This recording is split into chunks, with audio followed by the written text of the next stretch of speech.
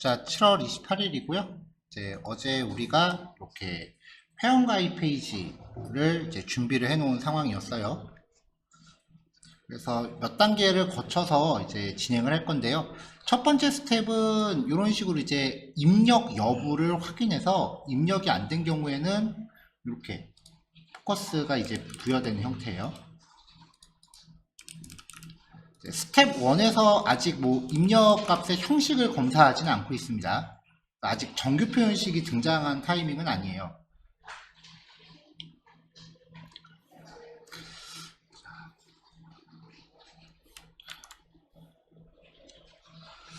자, 서브밋 버튼이 눌러졌을 때 뭐 입력 검사를 해야 되는데, 이제 이 입력 검사를 하는 방법은 서브밋 버튼에 대한 이벤트는 폼 태그 자체한테 걸어야 된다라고 말씀드렸죠. 이제 폼 태그에 대한 서브밋 이벤트를 적용을 하고요. 그 다음에 이제 이 폼 태그가 자체적으로 그 백엔드한테 데이터를 무조건 전송하려고 들기 때문에 일단 얘를 전송 못하게 막아버립니다. 그리고 우리가 필요한 검사를 한 다음에 이 검사를 다 통과했다라고 하면은 그 약간 수동으로 백엔드한테 전송을 시켜주는 거예요. 자, 이제 검사하는 루틴을 처리하기 위해서 REGX 헬퍼라는 클래스를 하나 준비했어요. JS 폴더 안에 있고요. 이 파일도 스텝 1, 2, 3로 나눠져 있습니다. 일단 스텝 1부터 보면은요.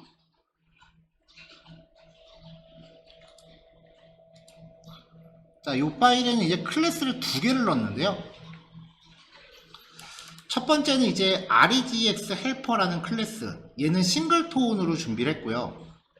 그래서 REGX helper.get instance라고 해서 이제 객체를 만들어 놨어요. 그럼 이제 이 파일을 통째로 참조하는 애들은 이 객체를 그냥 가져다 쓰면 되겠죠? 그럼 이제 이 객체가 이 클래스 안에 있는 기능들을 다 부여받은 상태가 될 거예요. 그래서 이 클래스 안에 입력값의 형식을 검사하는 함수들을 계속해서 추가해 나갈 겁니다.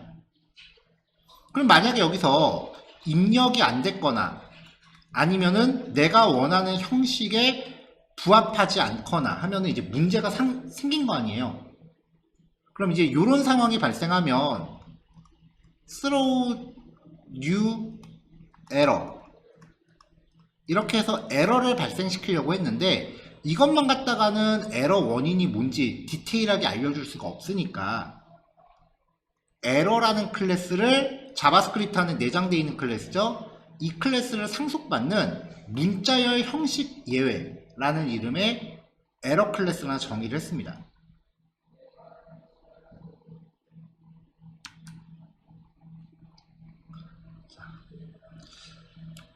자, 이 클래스는요, 이제 입력 요소가 무엇인지, 에러가 발생한 입력 요소가 과연 무엇인지에 대한 선택자를 은닉된 멤버 변수로 갖고 있고요. 생성자를 통해서 에러가 났을 때 사용자한테 보여주고 싶은 메시지가 있었잖아요. 우리가 뭐 아이디를 입력하세요라든가 뭐 이런 것들이요. 그 에러 메시지를 첫 번째 생성자 파라미터로 전달하게끔 했고요. 그거 이제 상위 클래스한테 전달했고, 만약에 메시지가 전달 안 되면은 잘못된 요청입니다 라고 보내게끔 했고요. 그 다음에 두 번째로는 에러가 발생한 입력 요소의 선택자를 전달하게 했습니다. 이 선택자는 에러 클래스에 원래 있는 애가 아니에요. 그래서 얘를 멤버 변수한테 이렇게 집어 넣어 놓은 거죠. 그리고 에러의 이름은 string format exception이다 라고 걸어놨고요. 이 선택자는 뭐 굳이 바꿀 필요는 없으니까 세터는 안 넣고 게터만 넣고요. 그러니까 이게 만약에 샵 유저 아이디 이런 식으로 이제 선택자 문자열인 거고, 그 다음에 게터를 하나 더 넣었어요. 스스로의 선택자가 값이 있고, 값이 있다면, 그러니까 널이 아니라면이죠. document.query selector라고 해서 요 선택자를 가지고 HTML 태그 객체를 생성해서 리턴하게끔 했어요. 만약에 널이라면 그냥 undefined를 반환하게 했고요. 그리고 요 에러 객체가 이제 기능이 좀 부가된 상태고요. 자, 요 클래스 흐름이 조금 어려우실 수 있어요.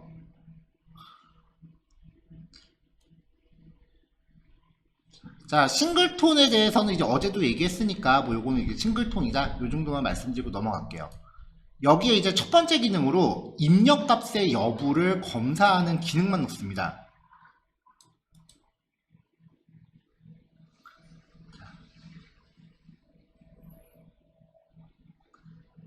자, 그럼 이제 이 기능이 어떻게 작용하는지를 볼게요.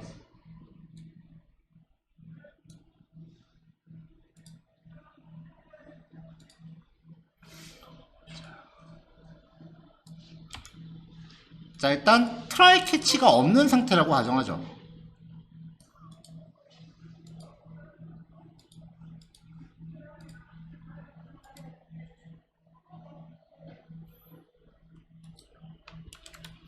자, regex helper.value라는 메서드한테 검사하고 싶은 입력 요소의 선택자하고 입력이 안 됐을 때 사용자한테 보여주고 싶은 에러 메시지를 전달을 합니다. 그러니까 쓸 때는 요 기능만 쓰는 거예요. 자, 그럼 얘가 이제 요 밸류를 호출하죠. 요 셀렉터는 샵 유저 아이디가 된 거고요. 그 다음에 두 번째 파라미터가 아이디를 입력하세요라고 넘어왔어요. 아이디를 입력하세요는 요거고 유저 아이디는 얘죠. 자, 그러면 document.query selector라고 해서 이 선택자를 써요. 그럼 이제 여기가 샵 유저 아이디가 된 거죠. 이거니까요. 얘가 여기로 들어와서 여기서 활용이 된 거죠. 자, 그렇게 해서 생성한 input 태그의 입력값을 뽑습니다.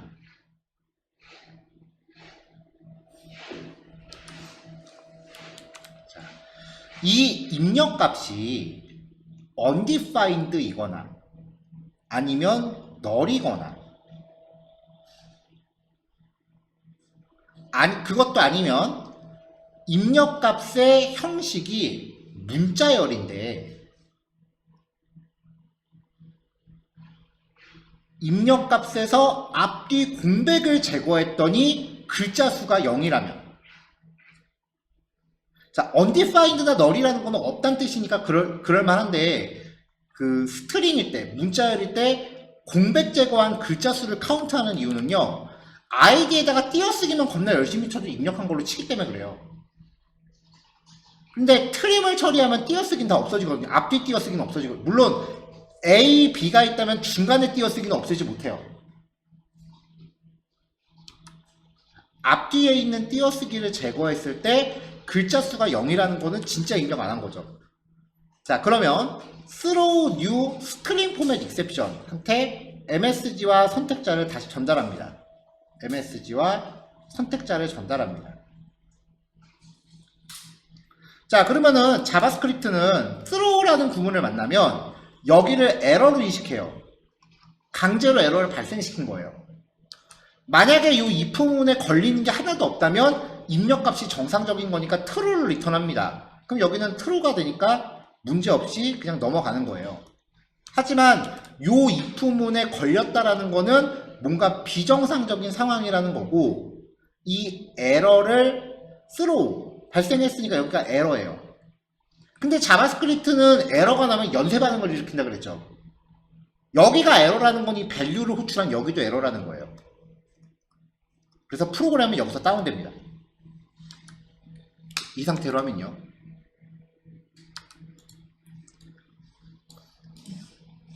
그래서 이렇게 해놓으면 가입하기 눌렀을 때 아무것도 안 나와요. 대신에 이 개발자 도구를 열었을 때 에러를 의미하는 빨간색 X표가 있고요.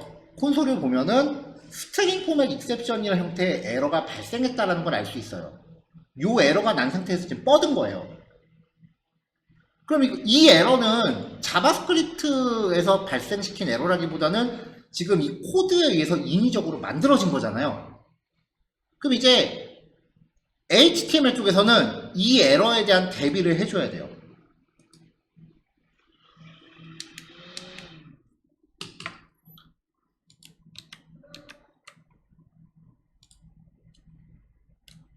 자, 그래서 에러가 발생했을 때 에러의 연쇄 폭발이 일어나는 그 끝단을 트라이 캐치로 감쌉니다. 그러면 여기가 이제 에러가 발생하면은 연쇄 폭발에 의해서 여기도 에러가 되는데 트라이에 감싸져 있기 때문에 여기서 뻗는 게 아니라 캐치로 건너뛴다는 거죠. 그래서 다운되지 않고 계속 흘러가요.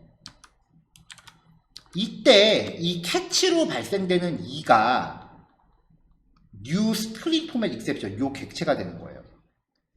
얘가 이 2로 들어와요.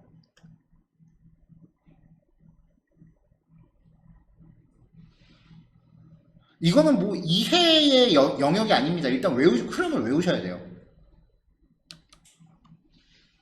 자, 그럼 이 스트링 포맷 익셉션이라고 하는 애는 위에 있는 이 클래스에서 생성이 된 거죠. 자, 요 MSG라고 전달된 거. 첫 번째 파라미터 MSG죠. 자, 다시 볼게요. 자, 저 메시지만 따라가겠습니다. id를 입력하세요 라고 되는 게 value의 두 번째 파라미터로 들어왔죠. 그러면 id를 입력하세요 라는 이 메시지가 여기로 들어왔어요. 근데 에러가 생기면 스트링 포맷 익셉션의 첫 번째 파라미터로 전달이 돼요. 이 MSG가 id를 입력하세요 라는 내용이죠. 자, 그럼 위로 가서 요 id를 입력하세요 라고 한 이 내용이 결과적으로 돌고 돌아서 일로 들어온 거죠. 자, 얘를 상위 클래스의 메시지, 즉 자바스크립트 내장 클래스인 에러한테 던져주면 이 객체가, 이 스트링 포맷 익셉션에 대한 객체가 캐치에 2로 들어온다 그랬잖아요. 2.message라고 이제 호출했을 때 이 MSG 값이 들어옵니다. 그러니까 결국 여기서 사용자한테 보여주는 문구는 id를 입력하세요가 되는 거예요. 그 다음에 이 에러 객체의 정보는 브라우저의 콘솔 영역에 한번 출력해 줬고요. 자, 그 다음에 유저 id라고 하는 이 선택자, 이 선택자는 value 메소드의 첫 번째 파라미터로 들어갔고 에러가 생길 때 스트링 포맷 익셉션의 두 번째 파라미터로 들어가요. 그럼 다시 여기서 두 번째 파라미터로 들어오는 게 샵 유저 아이디가 된 거죠. 그리고 이 값은 멤버 변수에 저장이 됐어요. 여기 저장됐죠. 자, 그 다음에 2.element라고 하는 겟터를 호출하면 밑에 여기잖아요. document.querySelector에서 this.shopSelector 요 값을 가지고 HTML 객체를 만든다고요. 유저 아이디에 대한 HTML 객체를 리턴하겠죠. 그러니까 결국은 이 2.element는 요 선택자가 의미하는 태그가 됩니다. 그 태그의 입력값을 지우고요. 혹시라도 띄어쓰기 막 여러 번 입력했을 수도 있으니까 입력값을 빈 문자열로 삭제한 거고요. 포커스를 강제로 넣어줍니다.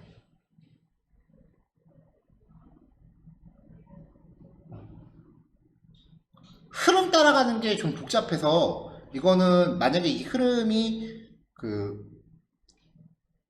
화면이 좁아가지고 왔다 갔다 하다 보면 좀 헷갈리실 수도 있어요. 그래서 예전에 취업반 학생들 가르칠 때 진짜 진도 따라오기 버거워하는 친구들을 어떻게 했었냐면은 코드를 이렇게 다 인쇄를 시킨 다음에요. 책상 다 뒤로 밀어버리고 바닥에 깔게 했어요. 그 다음에 제가 코드 흐름을 이렇게 그리잖아요. 그거를 그 바닥에 깐 A4지 위에서 이렇게 따라가면서 그려보라고 그렇게 시켰었거든요. 파라미터의 전달을 계속 따라가셔야 돼요. 흐름을 놓치면 안 돼요.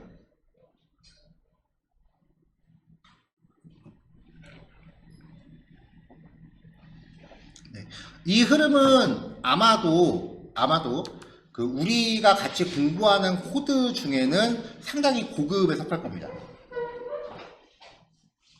자, 그럼 이제 이렇게 하나 만들어지는 게 잘 작동했다라고 확인이 되시면 그 다음부터는 이 파라미터랑 메시지만 바꾸시면 돼요. 비밀번호 입력하세요. 비밀번호 확인값, 이름 입력하세요. 이메일 입력하세요. 연락처 입력하세요. 이렇게 바꾸시면 돼요.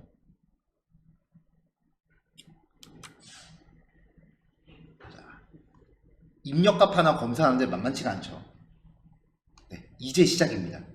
요거 다 제가 저번에 말씀드릴 때 기억하신 분이 계실지 모르겠는데 요 예제 끝나고 나면 아마 이제 공감하실 거예요. 제가 개인적으로 제일 만들어가기 싫어하는 페이지가 회원가입 페이지랑 그 결제 정보 입력 페이지, 입력값 많은 페이지다라고 말씀드렸었거든요. 요 예제 하고 나시면은 왜 그런지 이해되실 거예요. 자, 에러 가능성이 굉장히 많습니다. 그래서 요 예제는 아마도 이따가 시작하기 전에 제가 3시쯤에 시작할 건데 시작하기 전에 혹시 에러 나시는 분 계신가요? 라고 한번 여쭤보고 시작할게요. 네, 왜냐면 이게 잘 마무리가 돼야 다음 단계 넘어갈 수 있으니까. 자, 3시에 뵙겠습니다.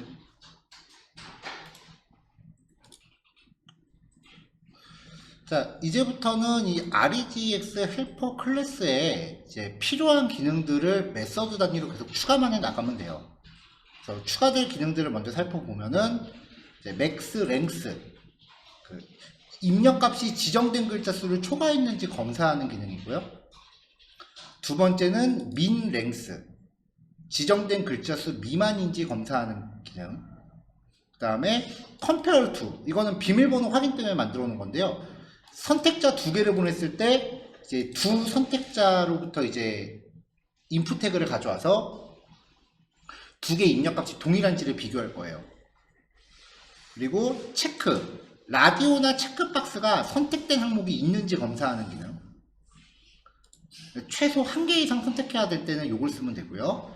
그 다음에 체크민, 라디오는 사실상 쓸 일이 없고요. 체크박스 같은 경우에 최소 몇 개 이상 선택해야 합니다. 구현할 때 쓸 거고요. 체크 맥스, 최대 선택 개수를 처리할 때 쓸 겁니다. 자, 일단 맥스 랭스부터요.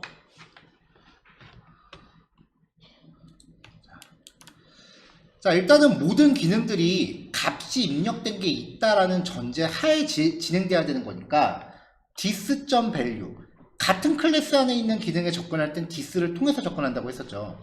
그래서 얘를 먼저 호출을 해봐요. 선택자랑 에러 메시지를 주는 거예요.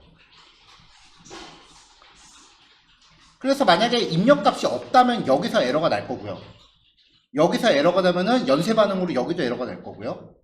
그리고 여기가 에러가 났다면은 연쇄 반응으로 이걸 호출하고 있는 HTML 쪽에서도 에러가 날 거예요.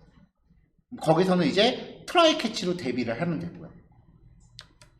입력값이 잘 존재한다면 여기는 그래도 무사 통과를 하겠죠. 한 글자라도 입력이 됐다면.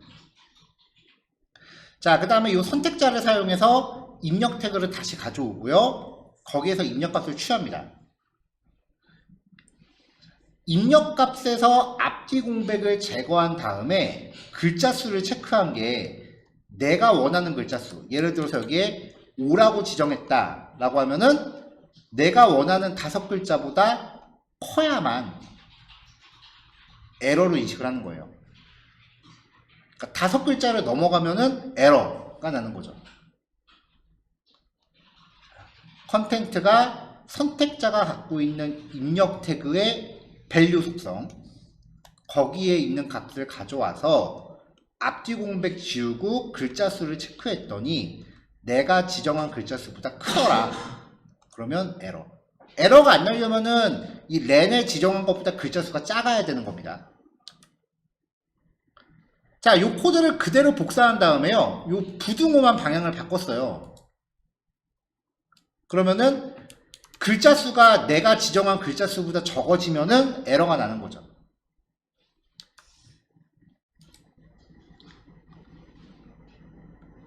자, 그 다음에 이제 compare to요. 오리진이 비밀번호에 대한 선택자를 쓰시면 되고요. 컴페어는 비밀번호 확인용 선택자를 쓰시면 돼요. 그래서 일단은 두 인풋 태그에 모두 입력값이 있는지 보는 겁니다. 예를 들어서 얘는 pw1, 얘는 pw2 이런 식으로 주는 거죠. 자, 둘 다 입력값이 있다면 오리진에서 입력값 가져와서 앞뒤 공백 제거, 컴페어에서 입력값 가져와서 앞뒤 공백을 제거해요. 사용자 입력값을 취득하면 앞뒤 공백 제거는 그냥 무조건 드세요. 자, 요 두 개 값이 서로 다르다면 에러를 발생시킵니다. 입력값이 동일하면 무사히 통과하겠죠.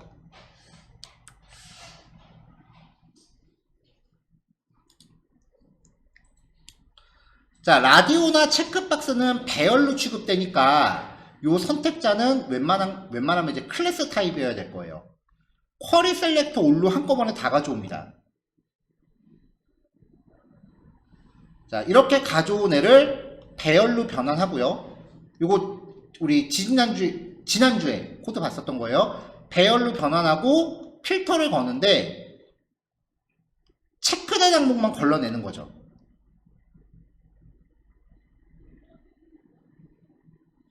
필터 함수는 true를 리턴하는 원소, 즉 이 v를 여기에다 차곡차곡 담아주고요. 얘는 배열이 되죠. 자, 선택된 것만 걸러냈는데 그 배열의 원소가 0이라면은 선택된 게 없다는 뜻이니까 에러를 발생시킵니다.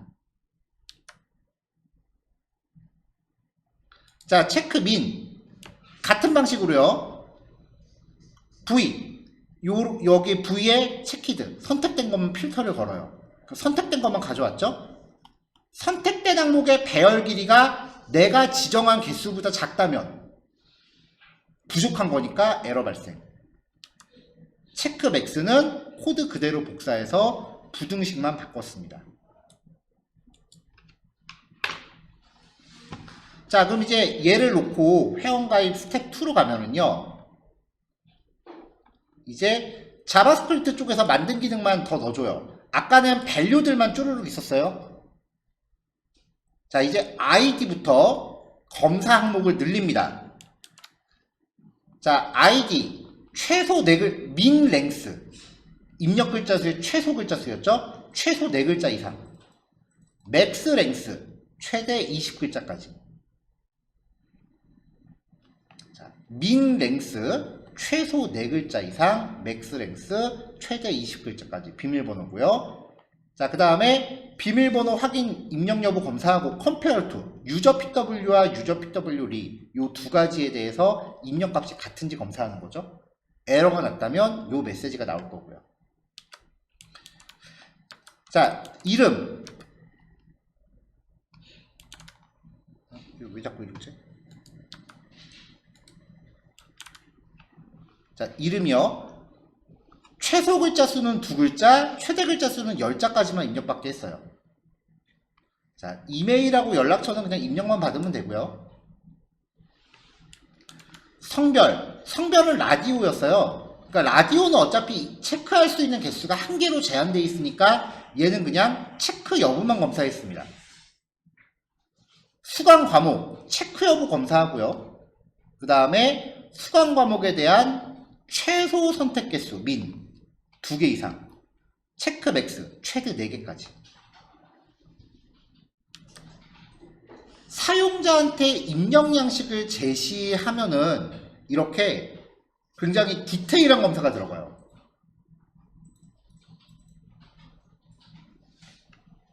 그리고 이 검사를 모두 통과해야 백엔드한테 전달하는 거예요. 그러면 백엔드도 이대로 검사를 또 다 해요. 이게 이렇게 검사할 수밖에 없는 이유가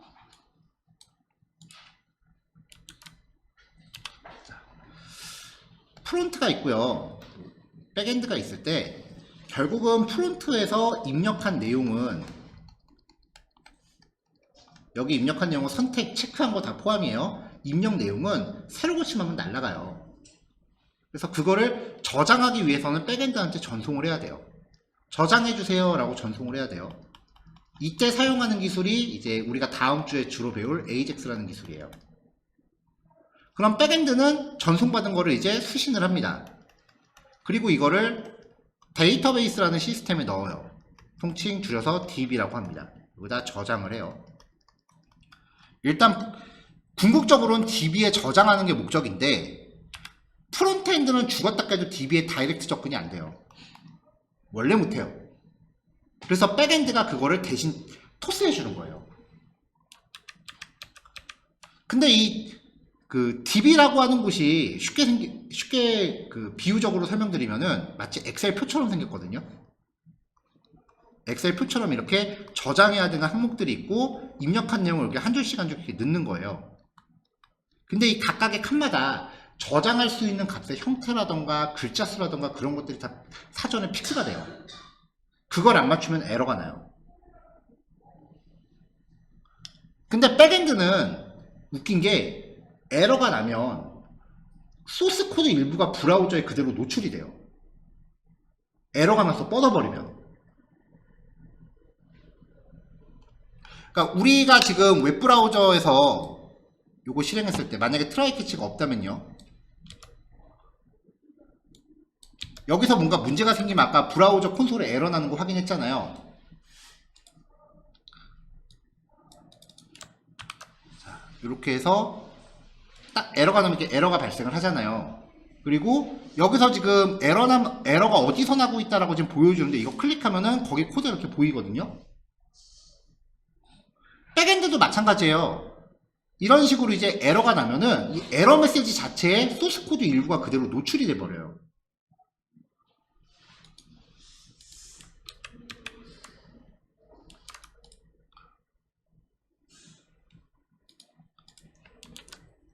그러면 이제 그 코드가 일부가 노출이 됐는데 만약에 하필이면 그 부분이 그 근처가 위아래로 몇 줄씩 노출이 되는데 그 근처에 보안과 관련된 코드가 하필이면 있었다 운없게 그러면 털리는 거예요.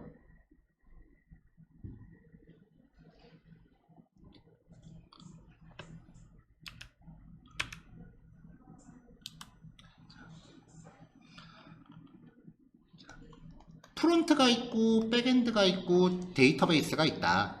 그래서 입력한 내용을 백엔드에 전송을 해서 백엔드는 그거를 수신을 하고 이거를 DB에다가 저장을 한다. 인설트라고 표현할게요. 그러면은 사용자가 입력한 내용을 백엔드에서는 데이터베이스라는 애들은 아마 들어보신 분도 계실 텐데요. SQL이라고 하는 언어를 사용해서 데이터베이스를 핸들링을 합니다. 그래서 입력한 내용을 조합을 해서 SQL이라는 걸로 만들어내요. 이 과정에서 입력 내용을 잘 조절하면 입력한 내용을 문자에 연결해서 SQL을 만드는 거거든요. 잘 조합하면은 이 SQL 결과물이 약간 이상해질 때가 있어요. 근데 하필이면 그게 크리티컬한 부분이라서 여기서 모든 데이터가 다 털려버리는 경우가 아주 가끔 있어요. 그걸 SQL 인젝션 공격이라고 해요. 웹사이트 해킹 중에 가장 기초적인 부분이거든요. 그래서 백엔드 개발할 때는 요거 방어하는 법을 반드시 배워요. 만약에 이거를 핸들링을 안 했다라고 하면은 좀 귀찮은 거거나 아니면은 기본도 안 되네요. 혹시 이제는 시간이 좀 지났네요. 한 4, 5년 전쯤에 여기어때 한번 탈탈 털린 거 아세요? 뉴스까지 나왔었죠. 그래서 여기어때가 무너지기 직전까지 갔었어요. 그 네이버가 인수하면서 겨우 기사회생한 거거든요. 그게 왜 문제였냐면은 고객 정보 털어간 게 여기어때가 뭐 하는데요? 쉽게 말하면 그 숙박시설 하는 거잖아요. 그래서 그 결제 내역을 다 털어간 거기 때문에 그 사람들한테 다 문자를 보낸 거예요. 난 네가 모텔 간 사실을 알고 있다라고. 이거를 니네 가족한테 알리기 싫으면 얼마를 실제로 보낸 사람들이 꽤 많았대요. 근데 하필이면 원인을 봤던 이거였던 거예요. 근데 이거 진짜 저도 백엔드 수업할 때 애들 가르치는 거거든요. 기본도 안 된 애가 개발한 거예요, 그러면. 그래서 백엔드는 프론트한테 입력받은 내용이 이 SQL이라는 거를 만들었을 때 인젝션을 발생시키지 않는 값인지 여부를 검사할 목적으로 얘도 수신하면 검사 다 해요. 입력값 검사를 다 해요. 우리가 한 것보다 더 깐깐하게 해요. 프론트에서 하는데 굳이 백엔드에서 할 필요가 있나요? 백엔드라는 것도 결국은 URL로 존재하는 거기 때문에 그냥 누군가가 외부에서 브라우저에 주소 쳐버리면 바로 다이렉트 접속이 되거든요. 꼭 프론트를 통해서 접속하는 법은 없거든요. 이런 상황을 대비해서 백엔드도 검사를 다 합니다. 사실 백엔드가 더 견고하게 검사를 해야 돼요. 왜냐면 얘는 보안이랑 관련되어 있기 때문에. 그래서 조금 조금 이제 억지스럽게 얘기하면 프론트는 안 해도 돼요. 검사 안 해도 돼요. 그럼 무슨 일이 발생하느냐? 백엔드는 보안 때문에 검사한다고 말씀드렸어요. 그러면 프론트는 만약에 검사를 안 했다. 그럼 입력 내용을 무조건 전송하겠죠? 그 다음에 이 검사를 통과 못하면 다시 튕기겠죠. 왔다 갔다 튕기는 이 과정이 반복될 거라고요. 이 과정에서 네트워크를 타겠죠. 통신이 발생한다는 거고요. 통신이 발생한다는 거는 네트워크 트래픽이 발생한다는 거죠. 트래픽이 발생했다는 거는 회선비가 발생한다는 거예요. 결국은 돈 나간다는 소리예요. 프론트엔드가 입력값 검사하는 거는 운영비 줄이려고 하는 겁니다.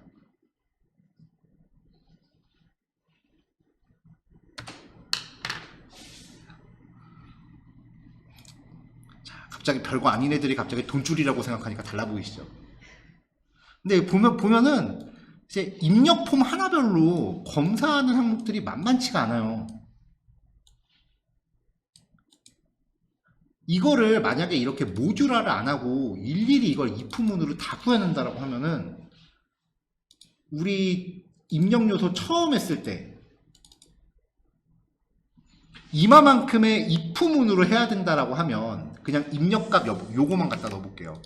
그러면은 요거 한 줄마다 이마만큼의 if문으로 대체된다고 생각을 해보세요. 벌써 몇 개 안 했는데 벌써 코드랑 확 달라지잖아요. 그래서 뭔가 많이 입력하는 페이지는 이미 머릿속으로는 해야 될 게 다 나왔는데 정말 코딩하기 싫어요. 귀찮아하고.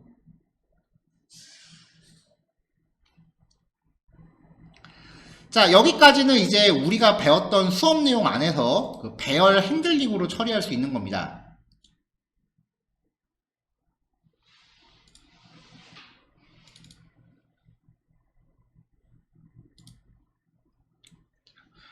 자, 그 다음에 이제 정규 표현식. 정규 표현식 내지는 정규식이라고 하는데 문자열에서 특정 조합을 찾기 위한 패턴이에요.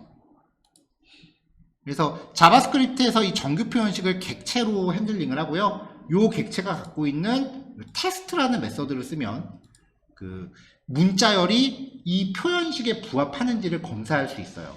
그래서 저번에 한번 맛배기로 우리 한번 해봤었죠. 자, 정규 표현식 만드는 기본 방법은요. 이렇게 슬래시로 감싸요. 슬래시로 감싸는 경우는 이 안에 표현식이 바뀔 일이 없을 경우예요. 대부분의 경우 이렇게 씁니다. 근데 이 안에 표현식이 상황에 따라서 변수 같은 걸로 그때그때 바뀌어야 된다라고 하면은 객체 형식으로 만들어요.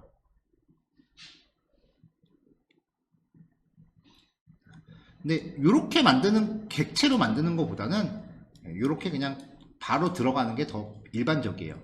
자, 어쨌건 이렇게 해서 정규 표현식 객체를 생성하면 이 객체한테 테스트라는 메서드를 사용하시면 돼요. 메서드 이름이 테스트예요. 그리고 그 메서드의 파라미터로 입력값을 주는 거죠.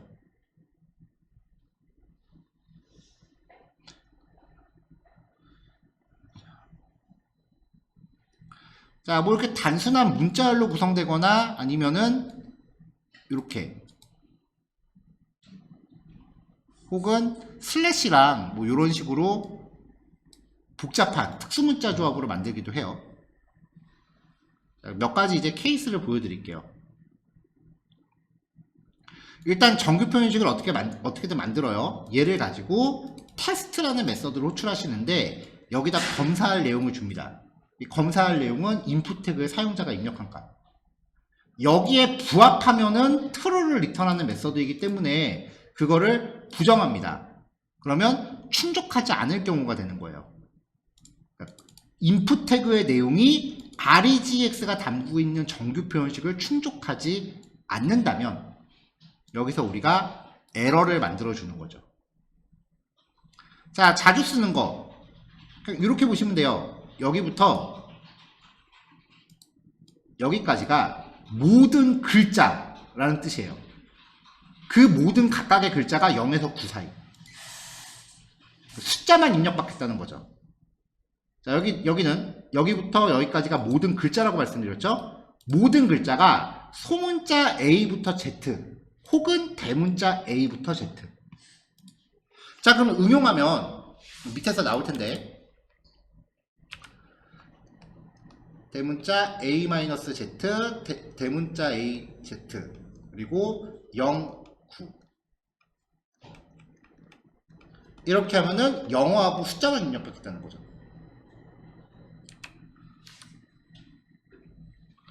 자, 한글 가에서 기역 사이, 가에서 히 사이. 자, 이거 조금 전에 보여드린 거예요. 그러면은 요거 그대로 쓰고 뒤에다가 0부터 9 사이라고 하면은 한글하고 숫자만 받는 거죠. 자, 여기까지는 그래도 좀 할만한데 이 다음부터는 사실 정신건강이 좀 별로 안 좋아요. 그래서 저도 검색해서 그냥 맨날 가져왔어요. 이메일 형식 검사입니다. 네, 이제부터 좀 흉악해지기 시작을 하죠. 요거 PDF 드래그 하시면 복사 되거든요. 그래서 하실 때 복사해서 붙여 드세요, 그냥.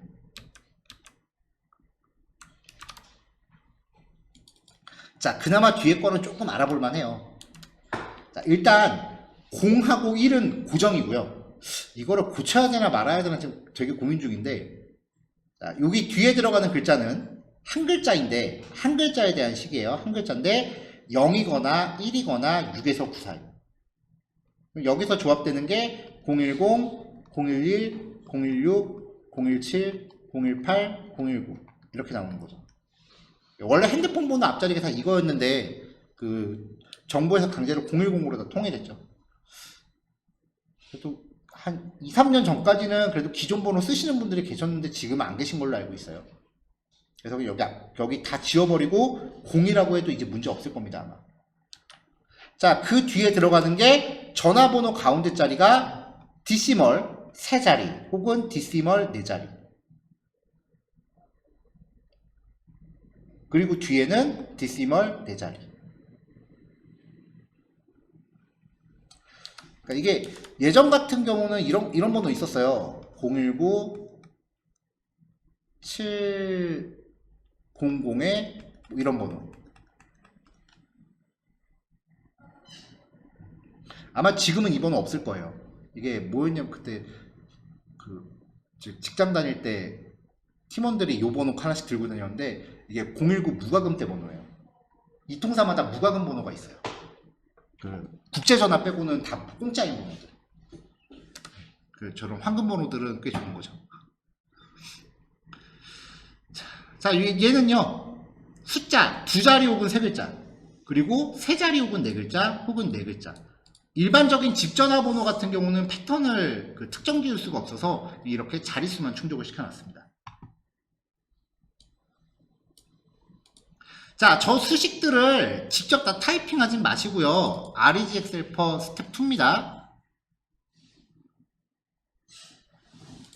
스텝 2 그치 스텝 3입니다.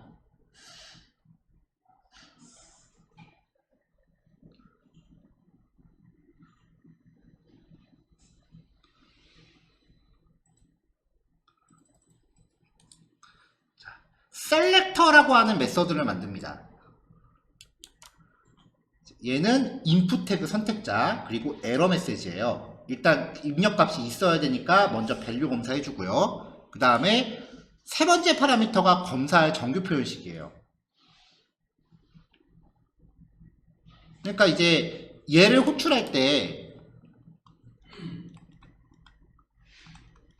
이 셀렉터를 호출하면서 샵 유저 아이디라고 주고, 두 번째는 헬로라고 주고, 세 번째 파라미터에 슬래시 꺽쇠가로 열고 0에서 9 가로 닫고 달러 슬래시 이렇게 주면 유저 아이디로 받고 메시지 받고요. 그리고 여기 메시지 받고 이 정규 표현식이 일로 들어온 거죠. 이 정규 표현식으로 테스트를 해요. 뭘 테스트하느냐? 이 선택자를 통해서 인풋 태그 가져와서 거기에 입력 값을. 그러니까 유저 아이디에 입력한 값이 이 정규 표현식을 충족하지 않는다면 에러를 발생시키겠다가 되는 거죠. 그럼 이제 얘를 호출할 때마다 매번 이 정규 표현식을 파라미터로 줘야 되잖아요. 근데 이 모듈을 만든 것 자체가 나 앞으로 이 정규 표현식 두 번 다시 거들떠보기 싫어했거든요. 그래서 이 셀렉터를 직접 호출할 게 아니고요. 간접적으로 호출하는 메소드를 다 만들어요. 넘입니다. 선택자하고 에러 메시지만 받아서 토스를 해요, 얘한테. 그러면서 정규 표현식을 여기다 박아놓습니다. 그럼 얘만 호출하면 정규 표현식은 여기 들어있으니까 선택자와 에러 메시지만 주면 되겠죠. 한 번만 코딩해 놓으시면 두 번 다시 이거 다시 타이핑 하실 일 없을 거예요. 자, 마찬가지로 ENG, 영문 검사. 이제부터는 그대로 복사해서 이름과 표현식만 바꿀 거예요. KOR, 한글 여부 검사고요. ENG 넘, 영어 숫자. KOR 넘, 한글 숫자. 이메일, 이메일 패턴이고요. 셀폰, 핸드폰 번호 형식. 텔폰, 집전화번호 형식. 근데 요즘은 집에 전화 없는 경우도 많거든요. 아예 그냥 핸드폰만 갖고 있는 경우도 있어요.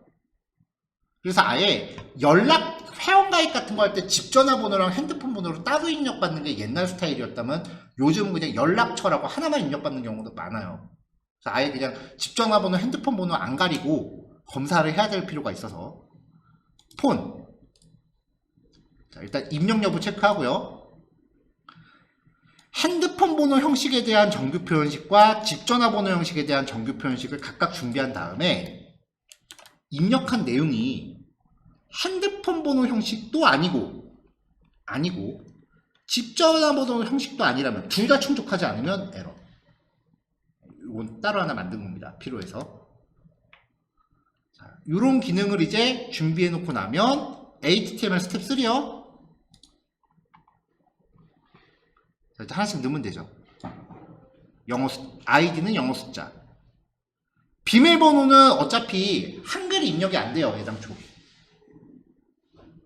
그리고 가끔 특수문자 입력을 좀 제한하는 경우가 좀 있죠. 그것도 나름대로 지들은 이제 인젝션 공격 맞겠다고 하는 건데 사실 그거 안 해도 되거든요.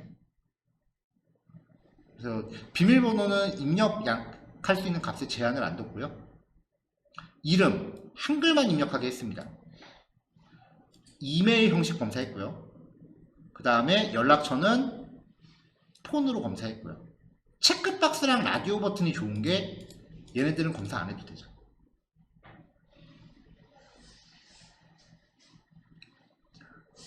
자, 이렇게 하면 이제 거의 웬만한 케이스는 다 방어할 수 있는 가입 폼이 완성이 됩니다. 아이디를 입력하세요. 최소 4글자 이상.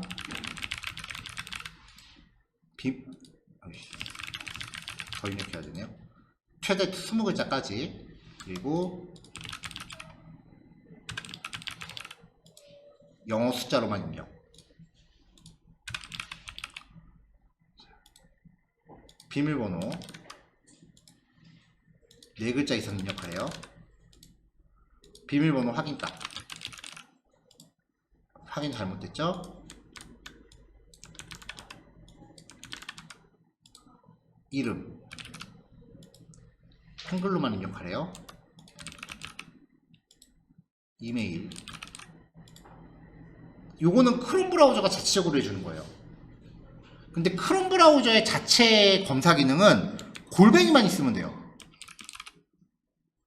근데 뒤에 점 뭐뭐뭐가 있어야 되잖아요. 우리가 만든 건 뒤에 점 뭐까지 검사를 해요. 근데 이렇게 쓰는 거는 막지는, 이렇게 아무 단어로 쓰는 건 막지는 못해요. 단순히 형식 검사니까. 연락처.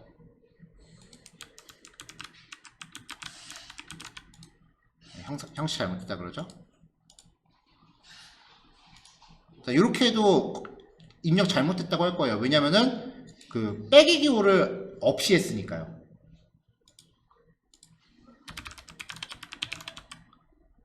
그 다음에 성별 선택, 수강 과목 2개 이상, 최대 4개까지. 이렇게요. 이거 작업할 때 열받는 게 뭐냐면은 한참 코딩하다 여기서 에러 났다. 그러면 코딩하고 새로 고침하면 모든 테스트 과정을 다시 처음부터 다 고쳐야 돼요. 테스트하는 것도 좀 열받아요.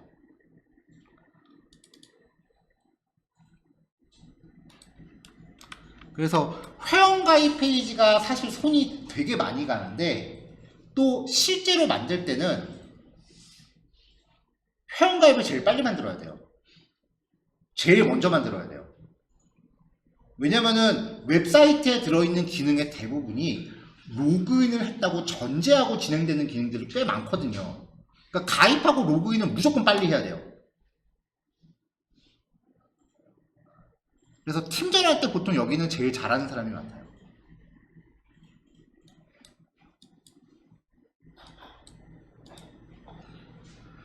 자, 요거까지 해서 이제 21단원 마무리를 하겠습니다. 4시까지 한번 해보시고요. 10분 쉬었다가 4시 10분에 이어서 할 건데, 혹시 실수 시간 부족하시면 이따 체크해서 조금 더 연장할게요. 쉽지 않으실 거예요, 이건.